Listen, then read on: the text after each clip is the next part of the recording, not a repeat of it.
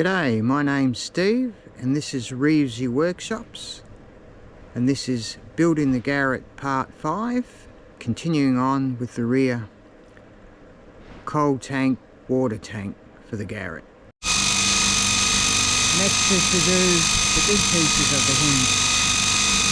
Same process, just a little easier to manage because the object is bigger and therefore easier to hold.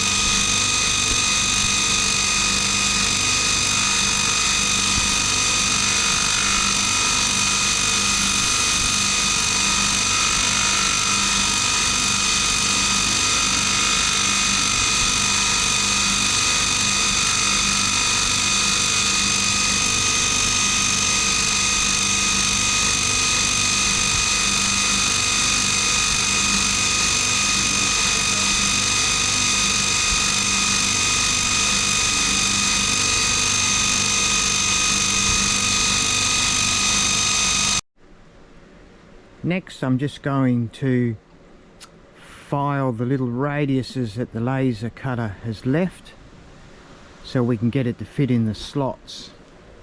So I've done several already, so this last one just needs a little bit of filing.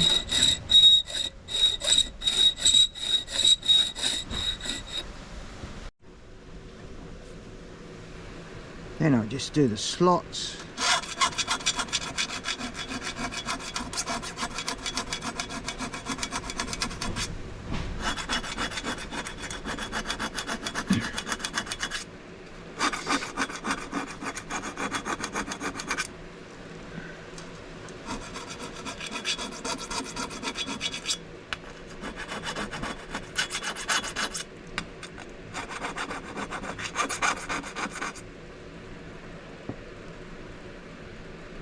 And it should fit nicely.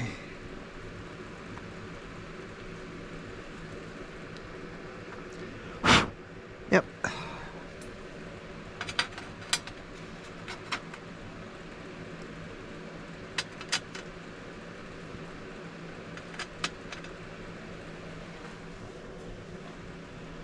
Same here.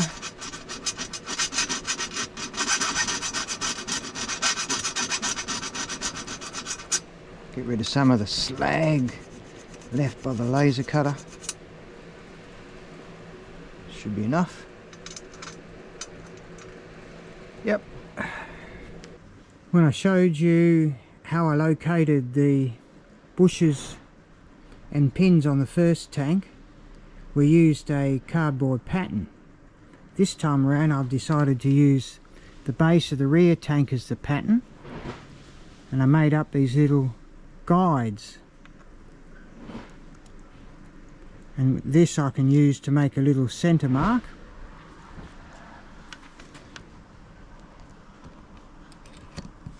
Like so.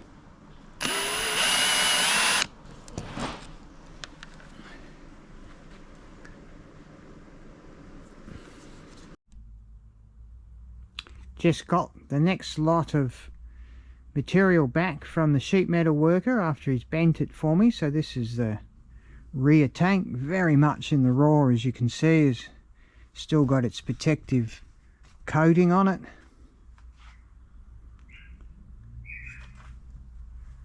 But good to have it. Slide it in there.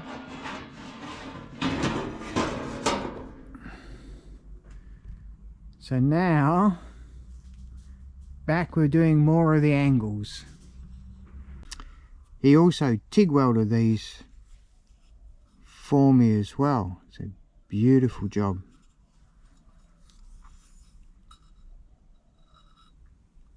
Wish I could weld like that. And then after TIG welding for the bits you see, lovely ground finish is put on that one.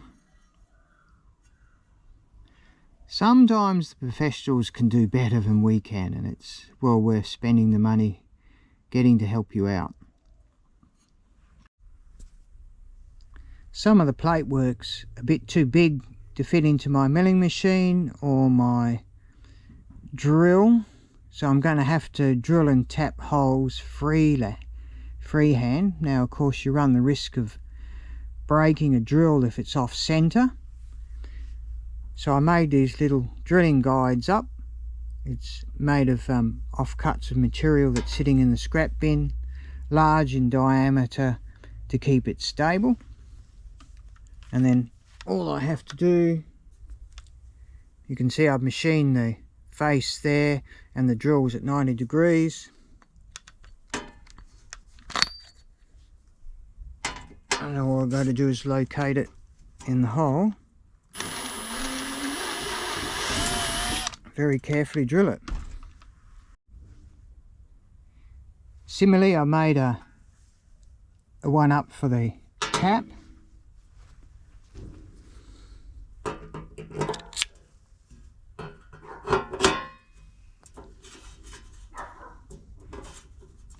Just very carefully tap it.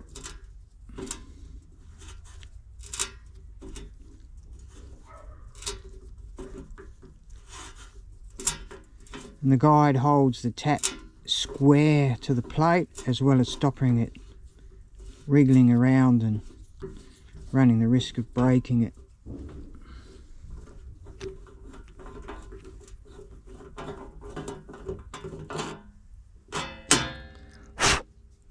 There you have one tapped hole.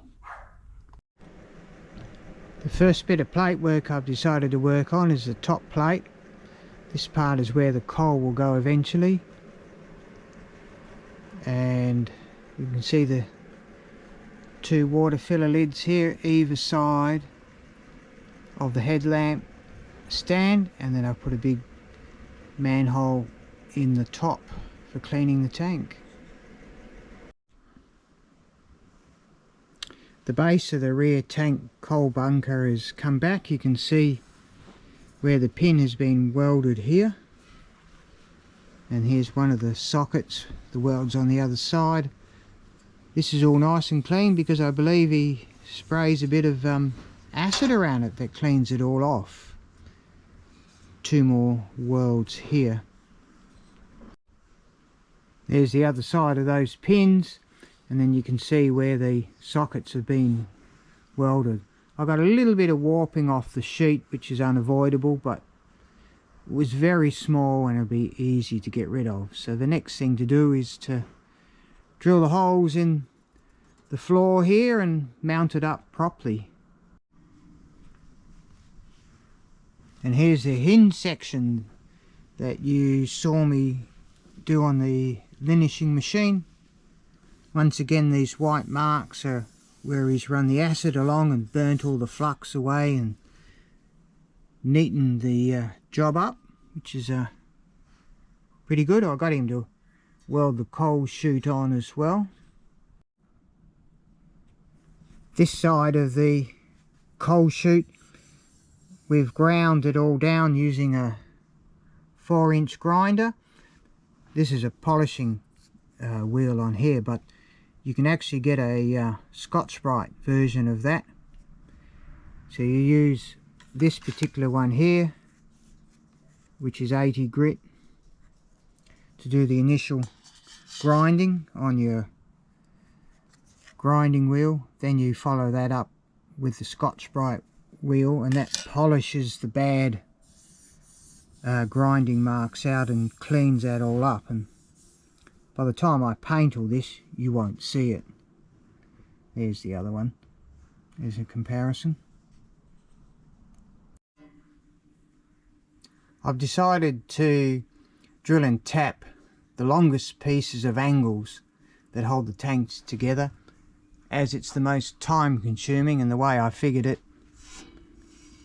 do the long ones first, and as you start doing the smaller ones things get quicker and easier, and the tank will go together a lot easier.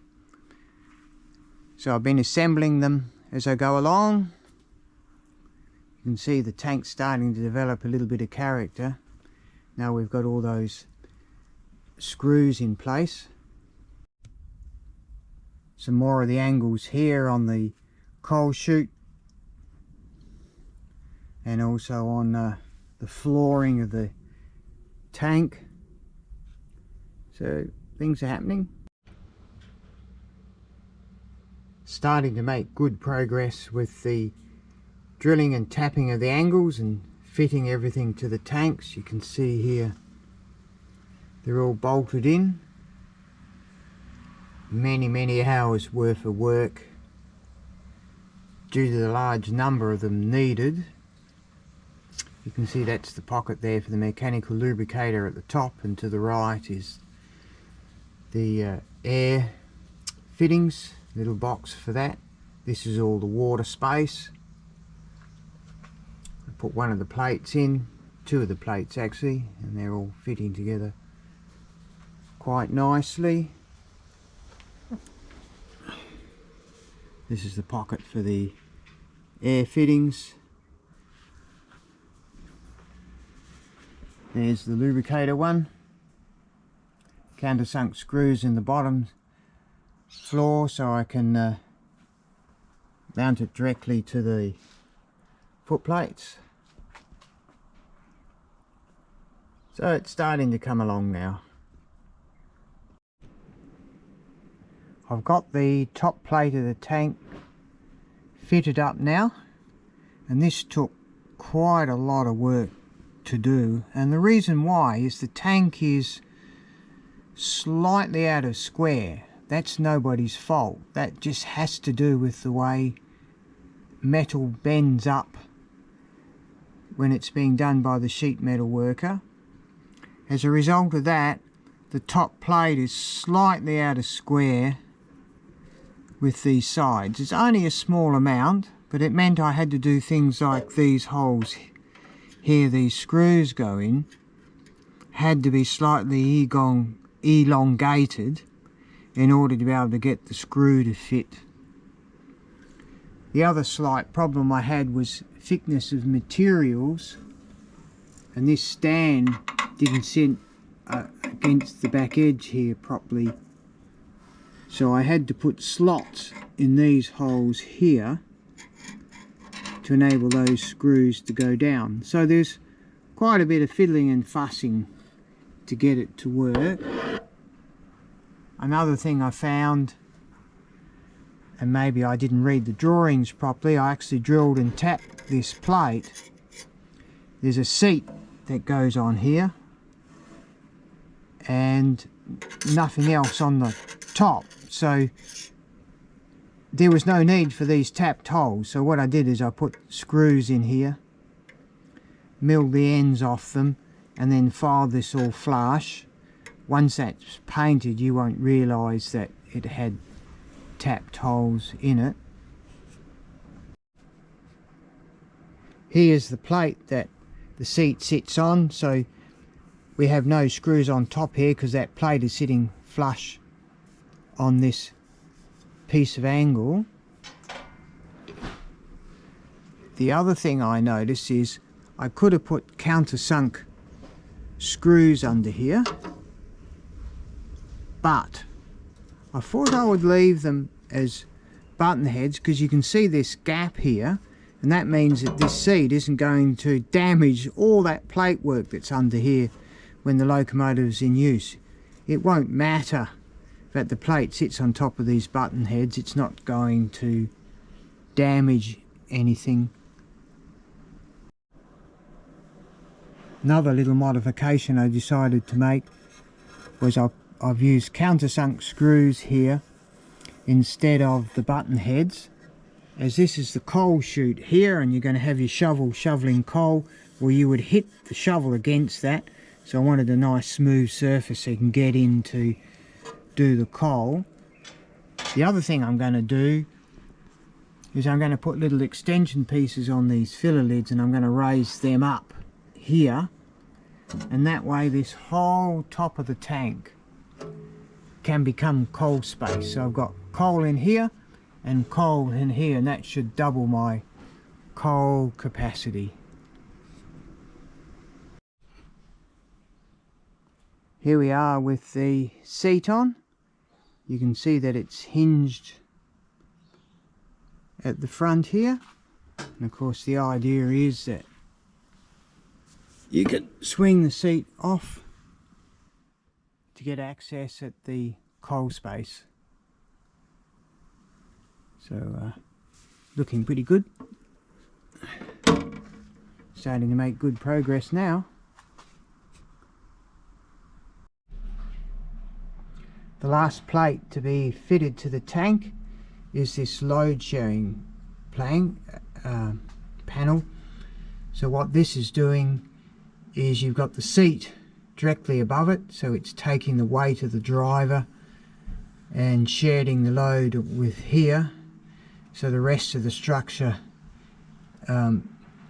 doesn't get loaded up too much. Now that I've got the rear tank where I'd like it to be, and I am due to return the Tapmatic, the machine that's tapping all the holes, back to its owner, I've decided to go back to the front tank and finish these little winglets off. And the winglets are just a little bit too long. You can see the thickness of the material sticking out here. So how I'm going to get around that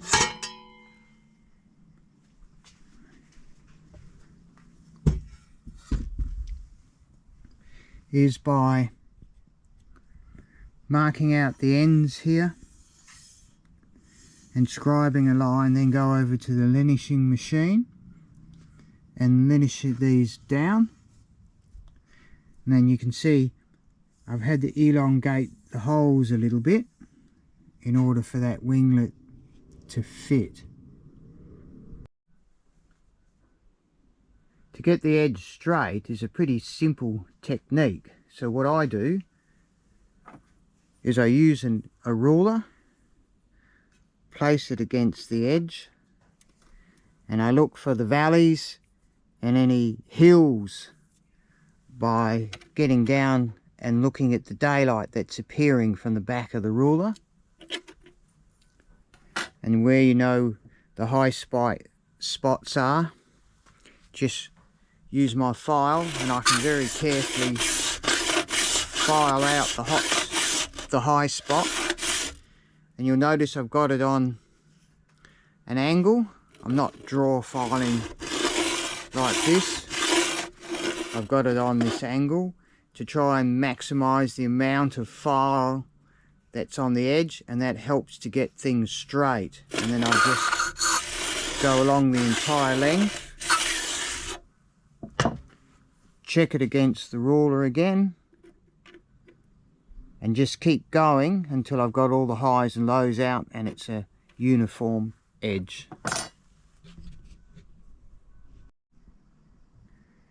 So after completing that filing operation and getting the edges square, you can see I've reduced the length of that winglet and now it's fitting flush. It's not quite flush with the edge, but once I put the screws in here and hold it, it'll go in the right place. And I've got it butting up against there. You can see it on the other one over there as well.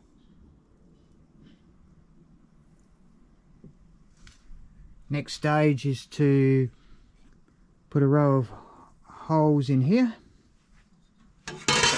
I had to actually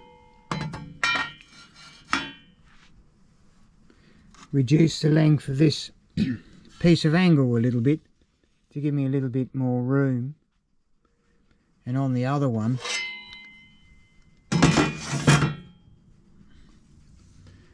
I just had the machine mill down the edge a little bit, as it was just sticking a little bit proud, not by much but just enough that it wouldn't sit back properly. That completes part 5 of building the tanks for the Garratt. So in part 6 we'll continue on with completing those little wings. Then we've got some holes to cut out for the lubricator pockets, fittings to complete, quite a lot to do. So stay tuned for that.